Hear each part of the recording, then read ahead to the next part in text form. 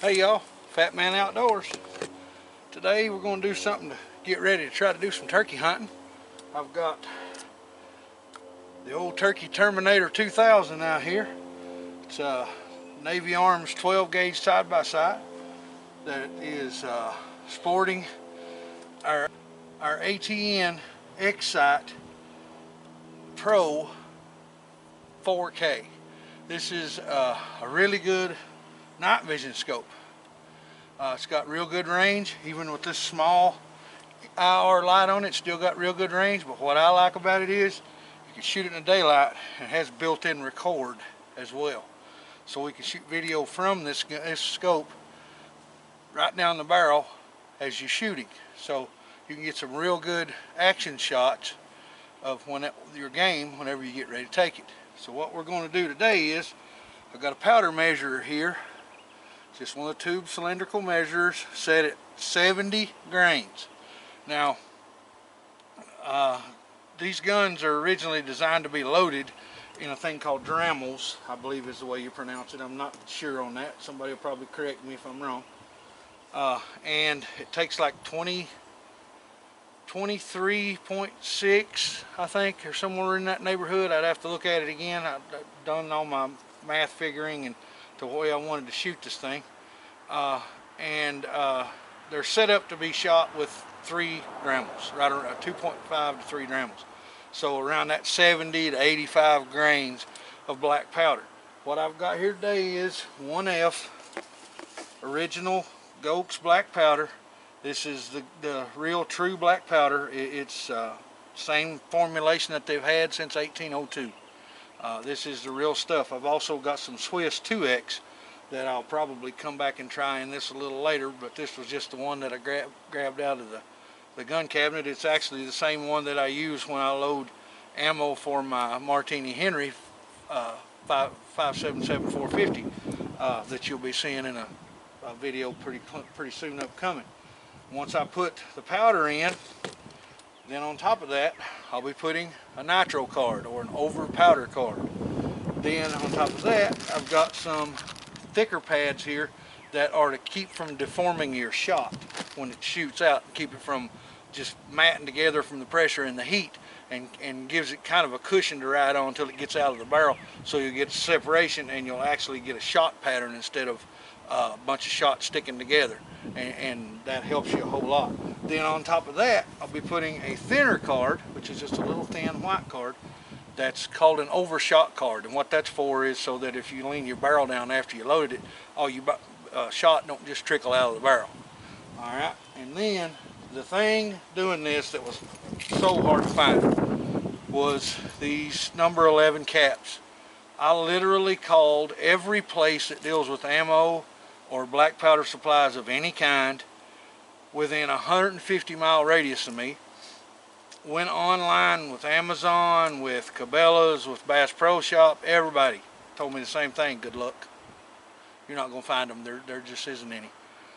Don't think anybody's still even producing them. If they are, it's a very, very, very limited supply. Finally found a guy in Danville, Kentucky.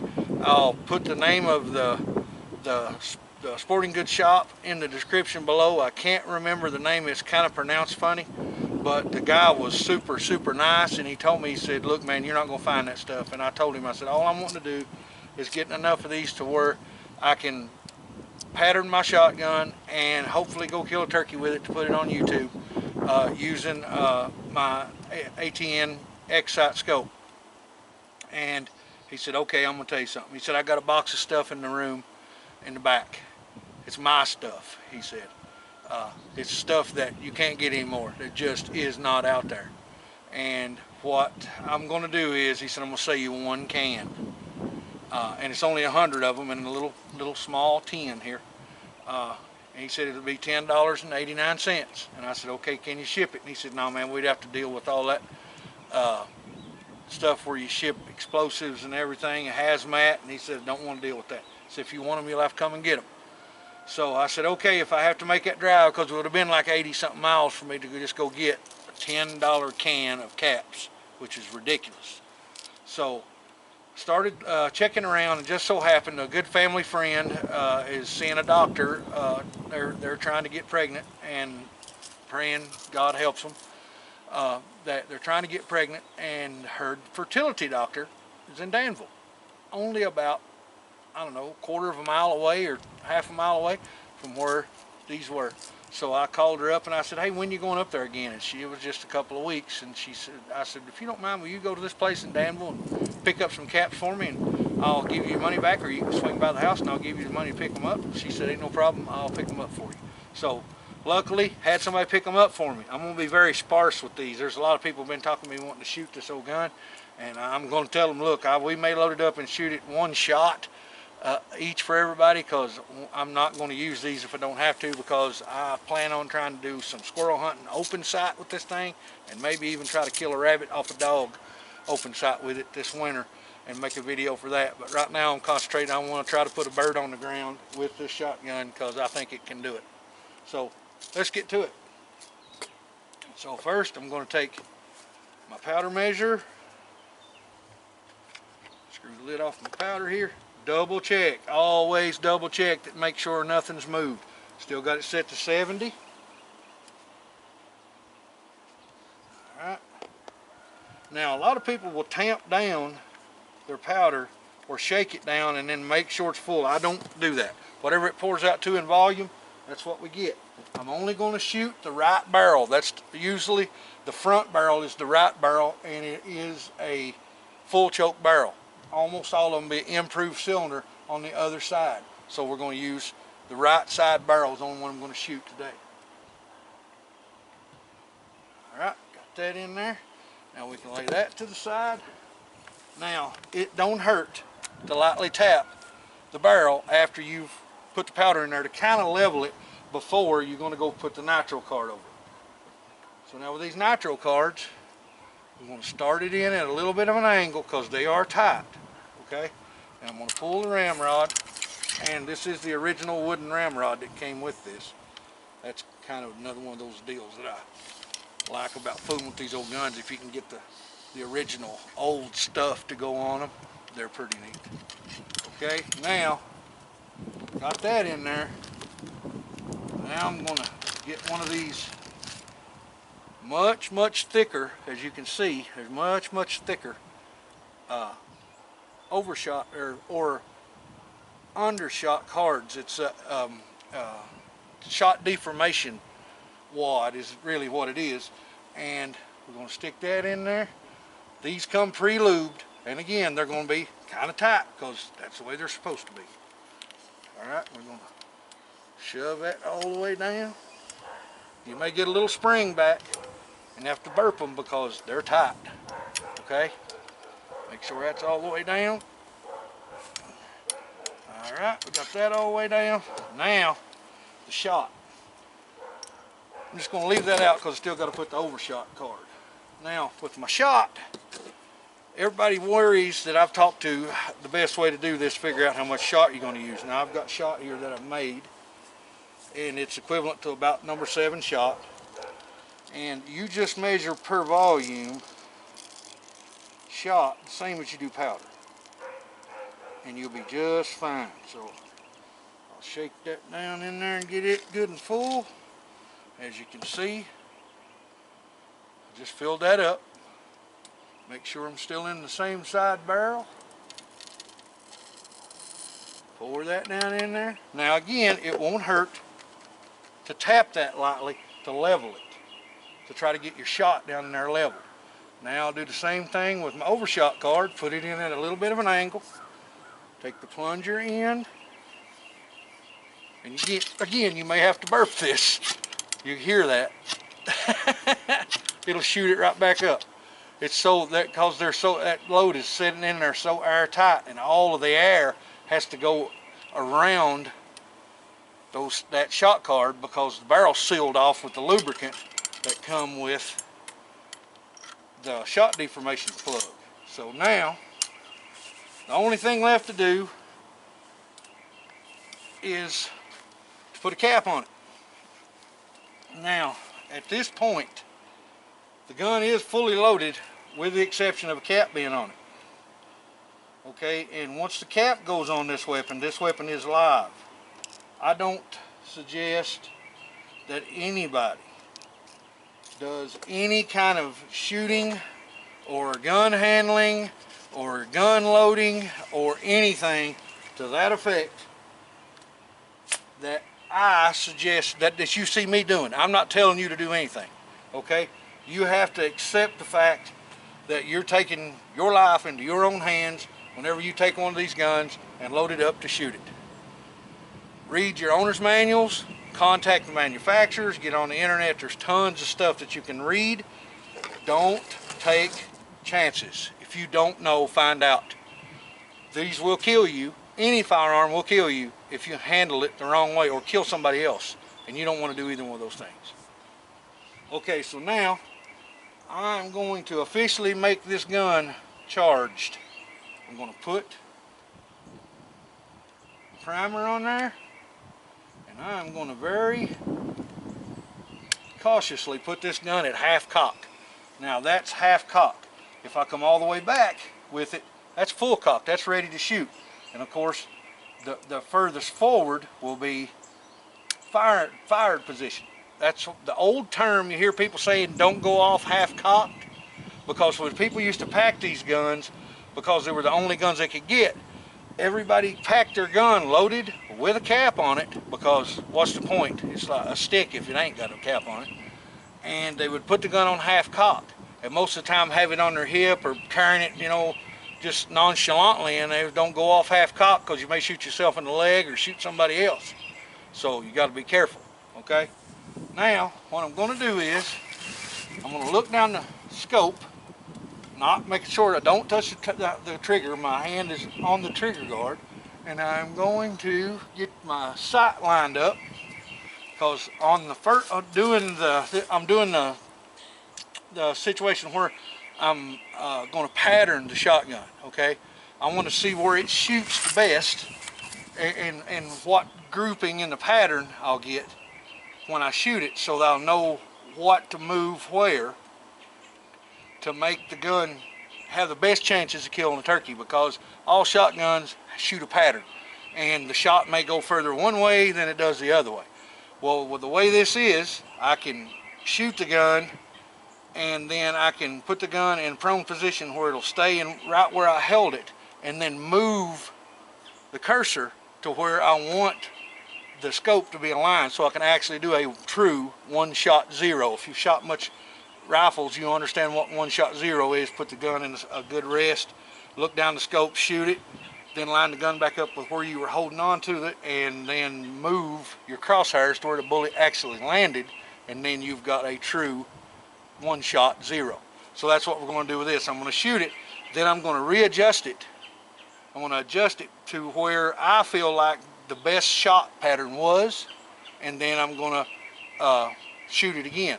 I'll get you a downrange shot on the second shot with it once I sight it in.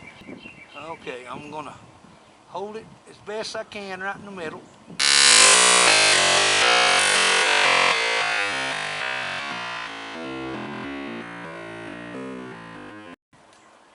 Okay, put the rifle on, shotgun on half cock. We know only one barrel was loaded, but still I feel better about doing it that way.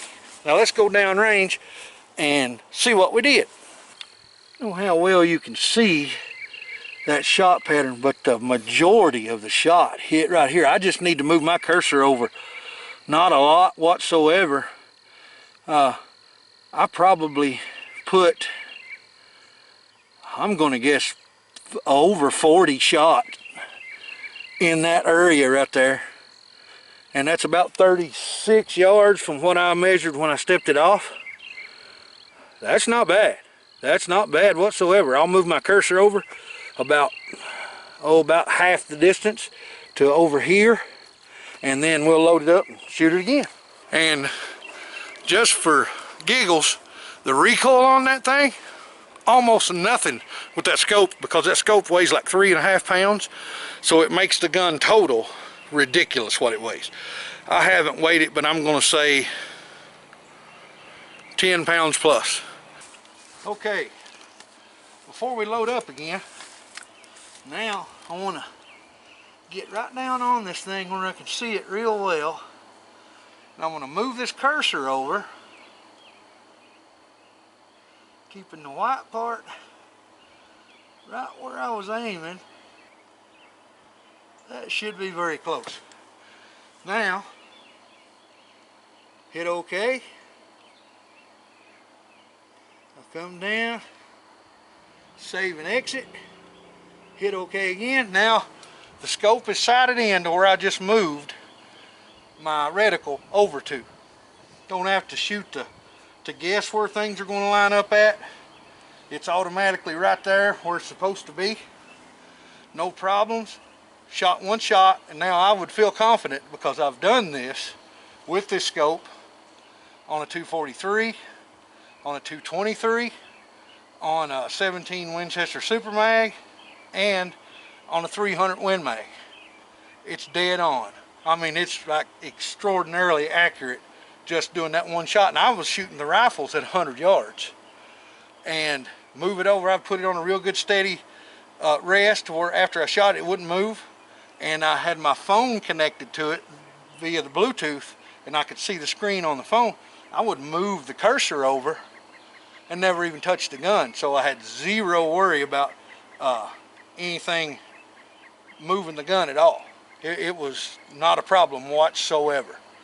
And moved it and then shot that gun again at 100 yards and probably could have keyholed the first shot if I'd done my part, because we were staying in an inch with it on every one of them after that at 100 yards.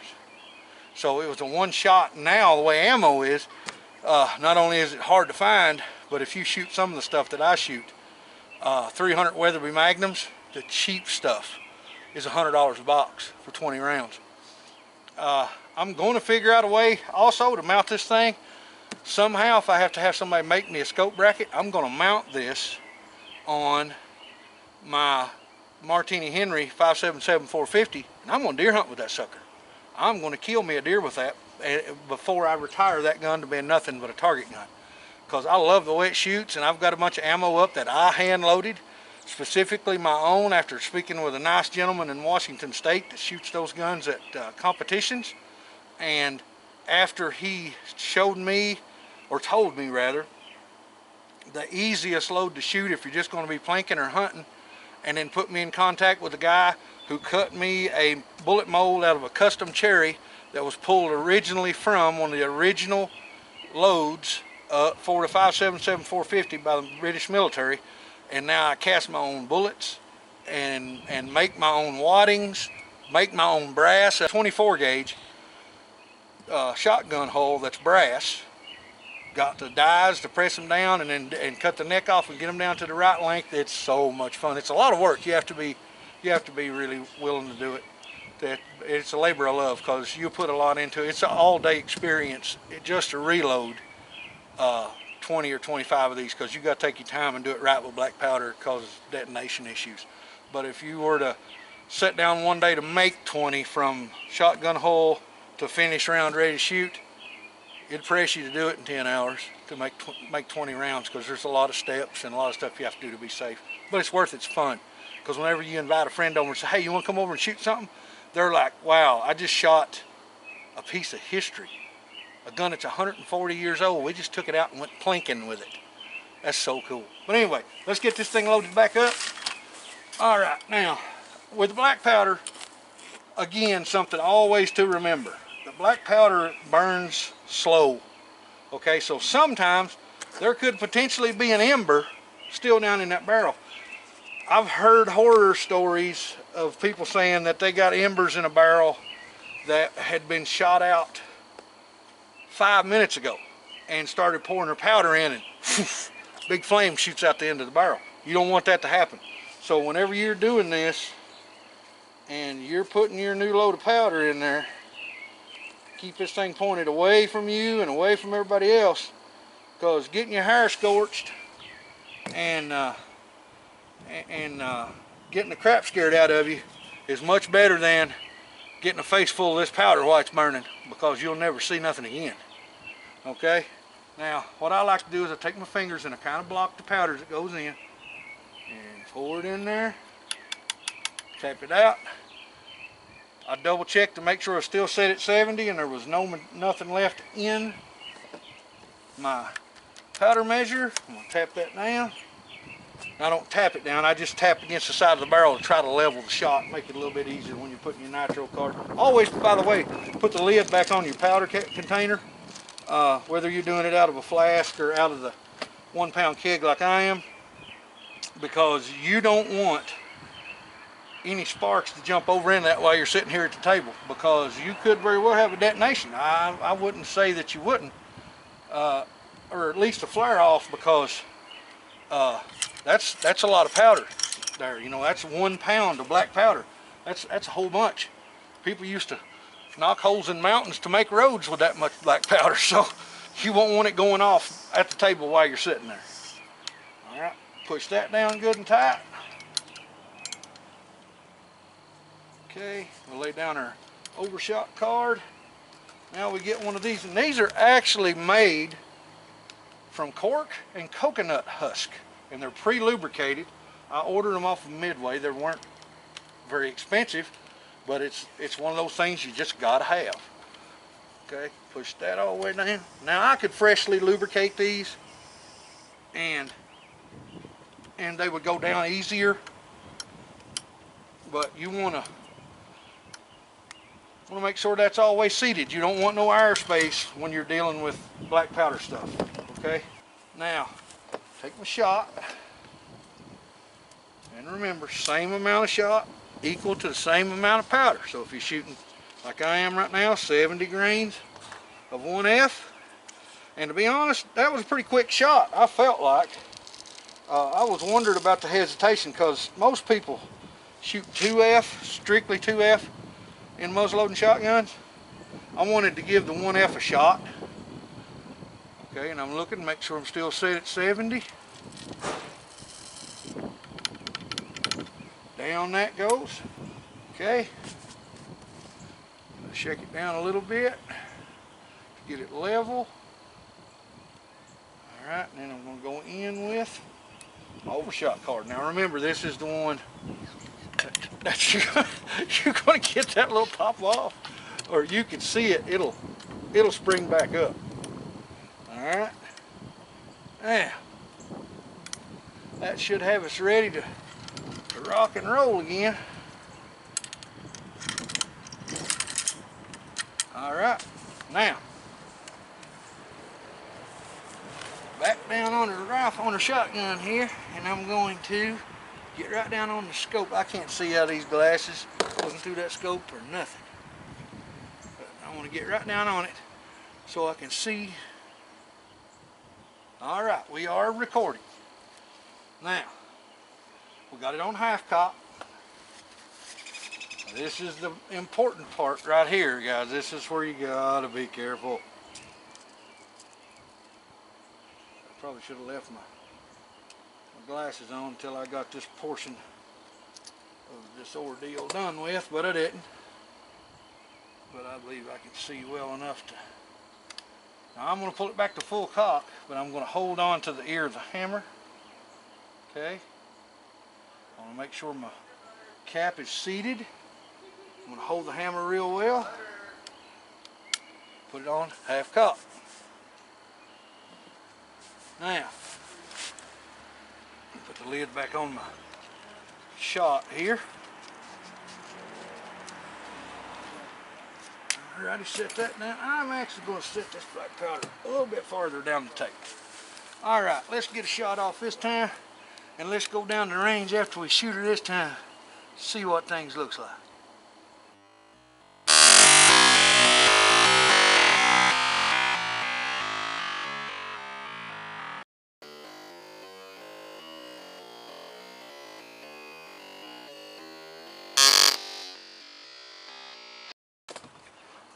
Pull her back to half cock.